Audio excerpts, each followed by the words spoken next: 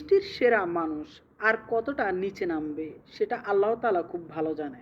১০০টা কুকুরের সামনে একটা হাড্ডি ছুঁড়ে মারলেও তারা এভাবে ঝাঁপিয়ে পড়ে না। ঢাকা টু রাজশাহী একটি বাসের মধ্যে ডাকাতি হয়। আর ডাকাত দল কি করলো, ডাকাতি করতে গিয়ে সেখানে একজন স্বামীর সামনে তার স্ত্রীকে টানা ৩ ঘন্টা পাশবিক নির্যাতন করেছে। মানে এরা কি আদৌ মানুষ? আমার বোধগম্য হয় না। তোদের উদ্দেশ্যে বলছি ভাই, এই মেয়েটির জায়গায় যদি তোর বোন বা তোর মা থাকতো তাহলে কি তার সাথে এরকম কাজ করতে পারতি? যদি নিজের মা এবং নিজের বোনের সাথে এরকম কাজ করতে নাই পারবি তাহলে অন্যের মা বা অন্যের বোনের উপরে এরকম কাজ করলি কিভাবে?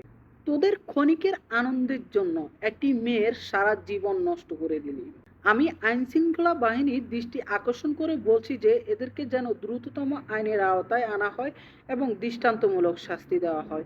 শাস্তি দিলে হবে না, এদেরকে জনসম্মুখে শাস্তি দিতে হবে।